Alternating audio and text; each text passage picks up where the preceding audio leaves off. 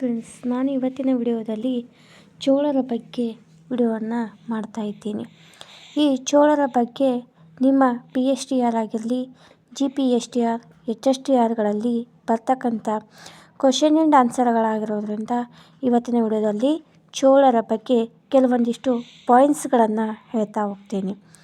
ಈ ಪಾಯಿಂಟ್ಸ್ಗಳು ಇವತ್ತು ಮಾಡಿರ್ತಕ್ಕಂಥ ವಿಡಿಯೋ ನಿಮಗೇನಾದರೂ ಇಷ್ಟ ಆದರೆ ಲೈಕ್ ಮಾಡಿ, ಶೇರ್ ಮಾಡಿ, ಕಮೆಂಟ್ ಮಾಡಿ, ಹಾಗೆ ಸಬ್ಸ್ಕ್ರೈಬ್ ಮಾಡ್ಕೊಳ್ಳೋದನ್ನು ಮರಿಬೇಡಿ. ನಮ್ಮ ಚಾನಲ್ಗೂ ಕೂಡ ಸಪೋರ್ಟ್ ಮಾಡಿ ಅಂತ ಕೇಳ್ತಾ ಈ ವಿಡಿಯೋವನ್ನು ಸ್ಟಾರ್ಟ್ ಮಾಡೋಣ ಬನ್ನಿ. ಚೋಳರು ಕ್ರಿಸ್ತಶಕ 850ರಿಂದ 1279ರವರೆಗೆ ಆಳ್ವಿಕೆಯನ್ನು ಮಾಡ್ತಾರೆ. ನೋಡಿ ಫ್ರೆಂಡ್ಸ್, ಇಲ್ಲಿ ಚೋಳರು ಪಲ್ಲವರ ಆಶ್ರಯದಲ್ಲಿದ್ದವರು.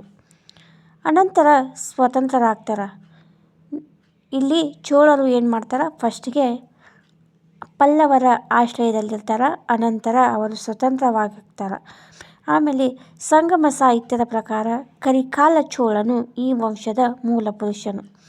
ನೋಡಿ ಫ್ರೆಂಡ್ಸ್, ಇಲ್ಲಿ ಚೋಳರ ಮೂಲ ಪುರುಷ ಯಾರಪ್ಪ ಅಂತಂದ್ರೆ ಕರಿಕಾಲ ಚೋಳನಾಗಿರ್ತಾನೆ. ವಿಜಯಾಲಯ ಚೋಳ ರಾಜ್ಯವನ್ನು ಪುನರ್ಜೀವನಗೊಳಿಸಿ ತಂಜಾವೂರನ್ನು ರಾಜಧಾನಿಯನ್ನಾಗಿ ಮಾಡಿಕೊಂಡನು.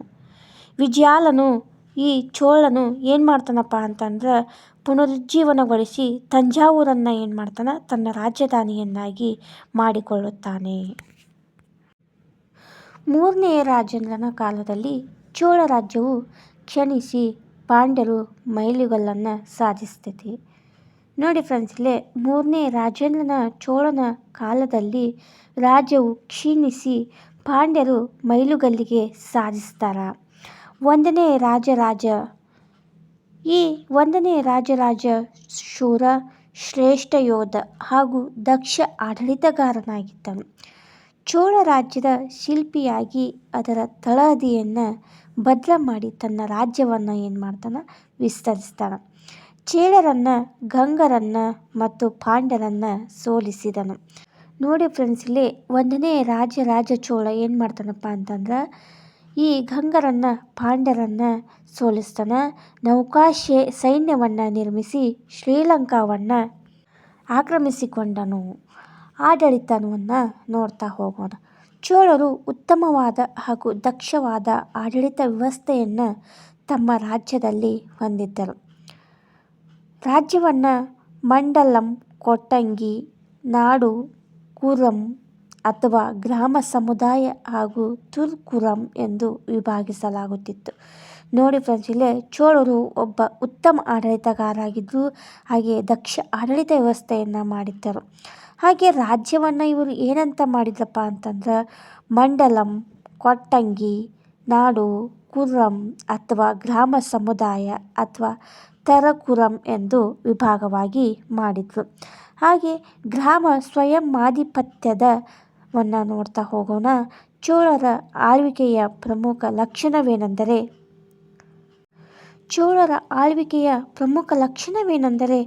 ಗ್ರಾಮದ ಸ್ವಯಮಾಧಿಪತ್ಯದ ಬೆಳವಣಿಗೆಯಾಗಿತ್ತು. ಪ್ರತಿ ಗ್ರಾಮದಲ್ಲೂ ಉರ್ ಎಂಬ ಪ್ರಜೆಗಳ ಸಭೆ ಇತ್ತು. ನೋಡಿ ಫ್ರೆಂಡ್ಸ್, ಇಲ್ಲಿ ಪ್ರತಿಯೊಂದು ಗ್ರಾಮದಲ್ಲಿ ಸಹಿತ ಉರ್ ಎಂಬ ಪ್ರಜೆಗಳ ಸಭೆ ಇತ್ತು. ತುರ್ಕುರಂ ಒಂದು ಹಳ್ಳಿ. ಪ್ರತಿ ಕುರಂಗೂ ಮಹಾಸಭಾ ಎನ್ನುವ ಗ್ರಾಮ್ಯ ಸಭೆ ಇತ್ತು. ಯಾವ ಸಭೆ ಇತ್ತು? ಮಹಾಸಭಾ ಎನ್ನುವ ಗ್ರಾಮ ಸಭೆ ಇತ್ತು.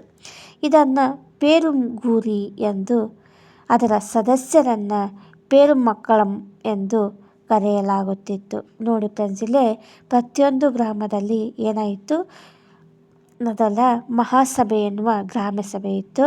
ಇದನ್ನು ಪೇರುಂಗುರಿ ಎಂದು ಸಹ ಕರೀತಿದ್ರು. ಅದರ ಸದಸ್ಯರನ್ನು ಪೇರುಮಕ್ಕಳ್ ಎಂದು ಕರೆಯಲಾಗುತ್ತಿತ್ತು. ಹಾಗೆ ಸದಸ್ಯರನ್ನು ಚುನಾವಣೆಯ ಮೂಲಕ ಆರಿಸಲಾಗ್ತಿತ್ತು. ಸಂಸ್ಕೃತ ವಿದ್ವಾಂಸರು ಮತ್ತು ಶ್ರೀಮಂತರು ಮಾತ್ರ ಈ ಚುನಾವಣೆಗೆ ಅರ್ಹರಾಗುತ್ತಿದ್ದರು. ಹಾಗೆ ನೀರಾವರಿ ವ್ಯವಸ್ಥೆಗೆ ವಿಶೇಷ ಗಮನ ನೀಡಿದ್ದರೂ ಅನೇಕ ಕೆರೆಗಳನ್ನು ಕಟ್ಟಿಸಿದ್ದರು.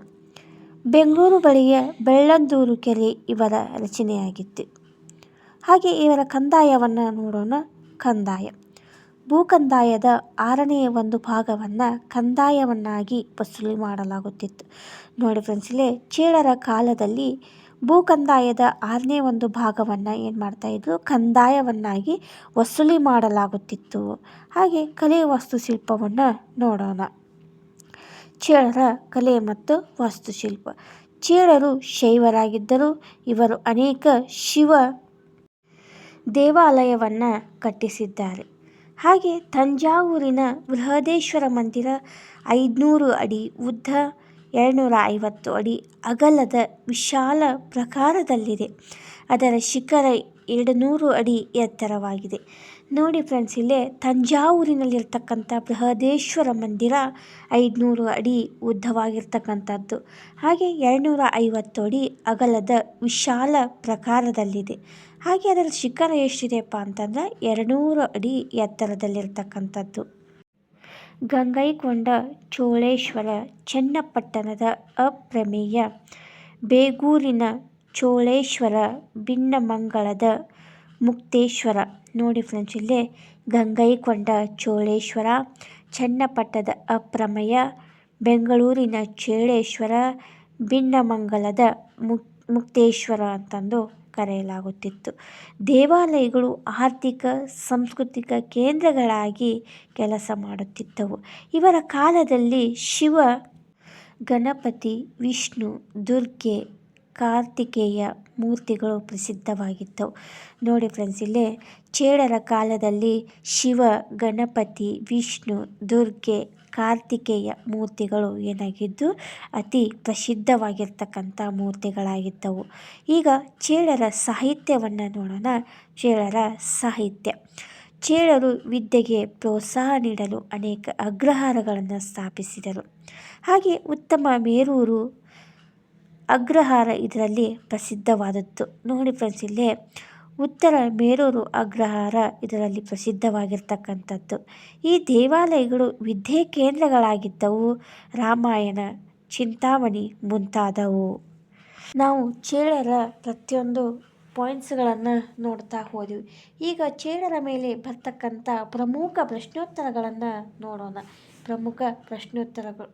1ನೇದ್ದು, ದ್ರಾವಿಡ ವಾಸ್ತುಶಿಲ್ಪದ ಶೈಲಿಯನ್ನು ಯಾವ ರಾಜವಂಶವು ಸ್ಥಾಪಿಸಿತು?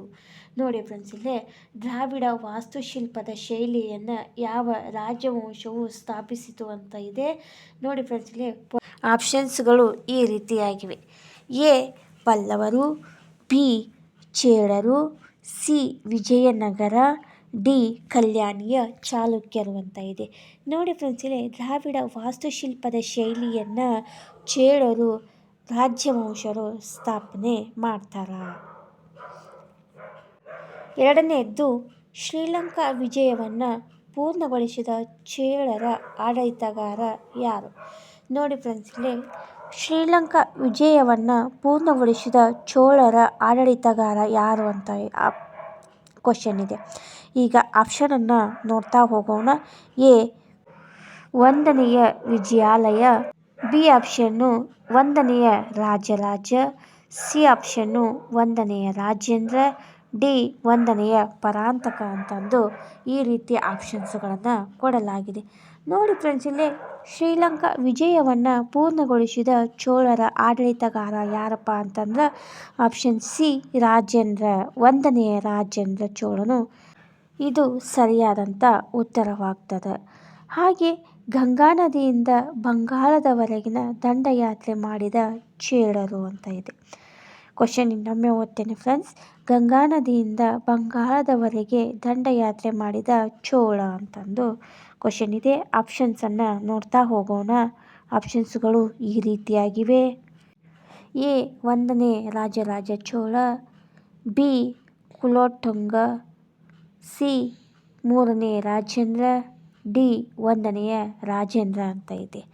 ನೋಡಿ ಫ್ರೆಂಡ್ಸ್, ಇಲ್ಲೇ ಸರಿಯಾದಂಥ ಉತ್ತರ ಆಪ್ಷನ್ ಡಿ 1ನೆಯ ರಾಜೇಂದ್ರ ಚೋಳ ಇದು ಸರಿಯಾದಂಥ ಉತ್ತರವಾಗುತ್ತದೆ. ಈಗ 4ನೇ ಕ್ವಶನ್ನ ನೋಡೋಣ ಫ್ರೆಂಡ್ಸ್.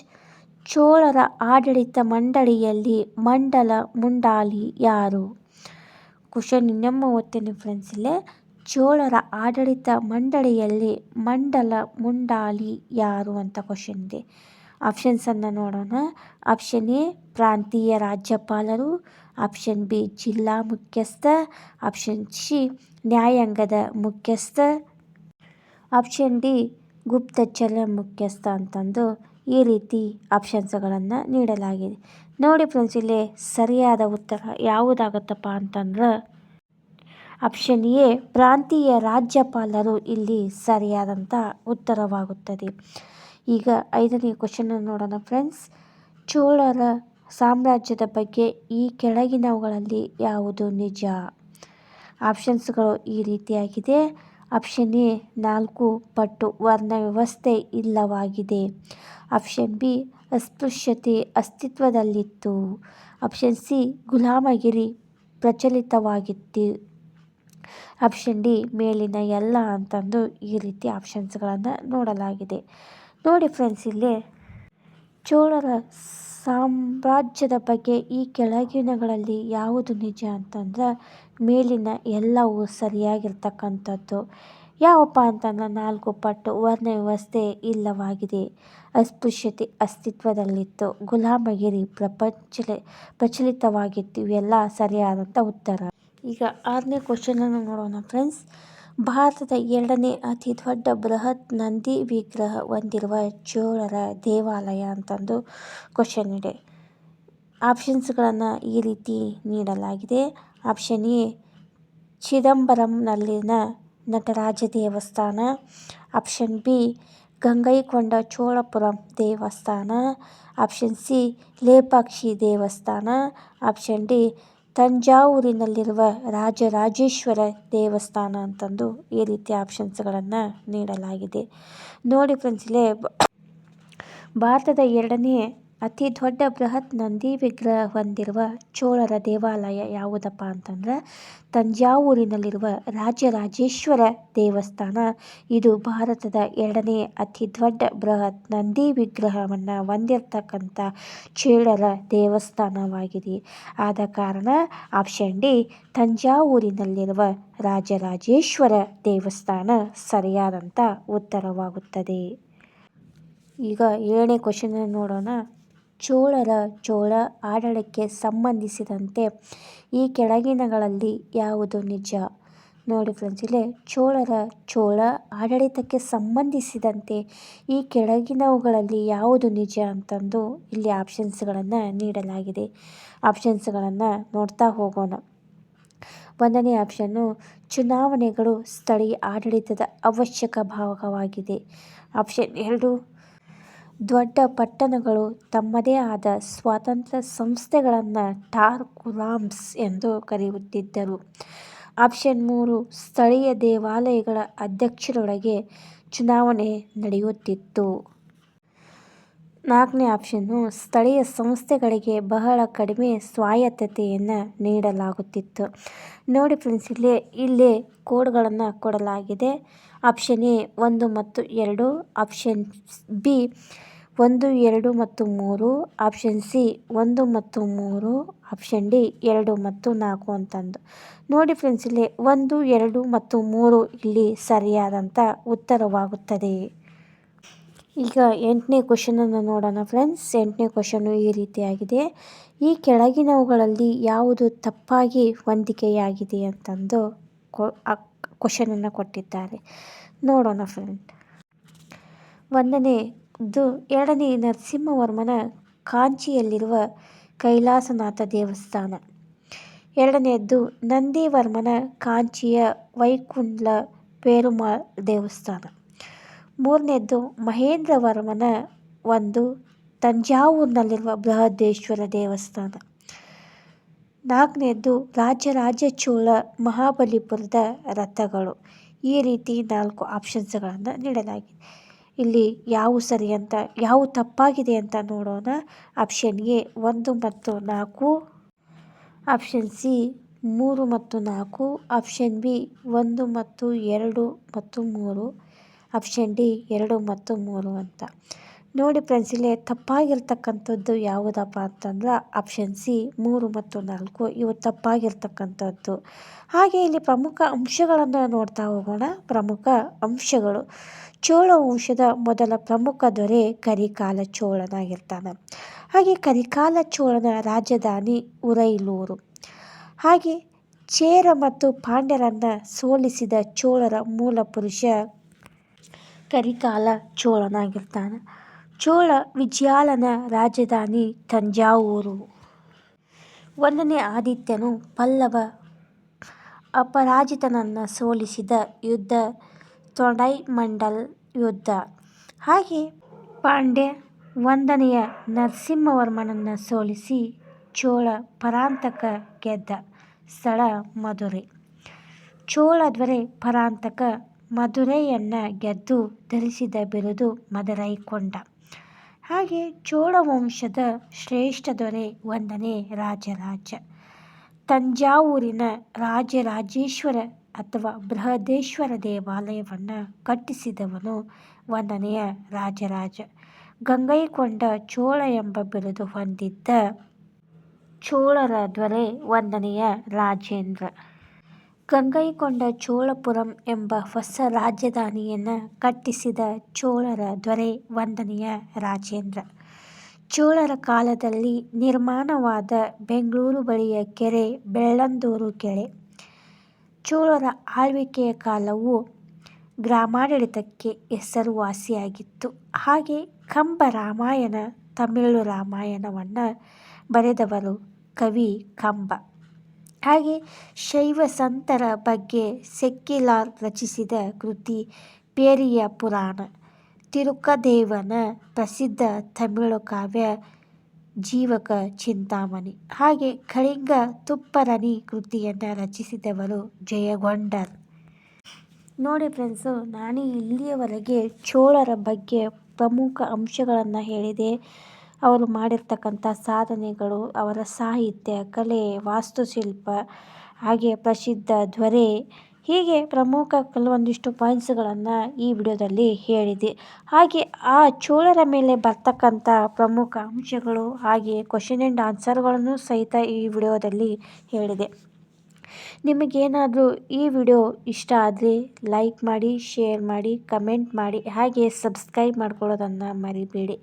ಈ ವಿಡಿಯೋದಲ್ಲಿ ಬರ್ತಕ್ಕಂಥ ಪ್ರತಿಯೊಂದು ಅಂಶಗಳು ನಿಮ್ಮ PSTR, GPSTR, HSTRಗಳಲ್ಲಿ ಬರ್ತಕ್ಕಂಥ ಪಾಯಿಂಟ್ಸ್ಗಳಾಗಿವೆ. ಆದ ಕಾರಣ ನಮ್ಮ ವಿಡಿಯೋಗೊಂದು ಲೈಕ್ ಮಾಡಿ, ಶೇರ್ ಮಾಡಿ, ಕಮೆಂಟ್ ಮಾಡಿ, ಹಾಗೆ ಸಬ್ಸ್ಕ್ರೈಬ್ ಮಾಡ್ಕೊಳ್ಳೋದನ್ನು ಮರಿಬೇಡಿ. ನಮ್ಮ ಚಾನಲ್ಗೂ ಕೂಡ ಸಪೋರ್ಟ್ ಮಾಡಿ ಅಂತ ಕೇಳ್ತಾ ಮುಂದಿನ ವಿಡಿಯೋವೊಂದಿಗೆ ಸಿಗೋಣ. ಈ ವಿಡಿಯೋವನ್ನು ಇಲ್ಲಿಗೆ ಮುಗಿಸೋಣ. ಧನ್ಯವಾದಗಳು.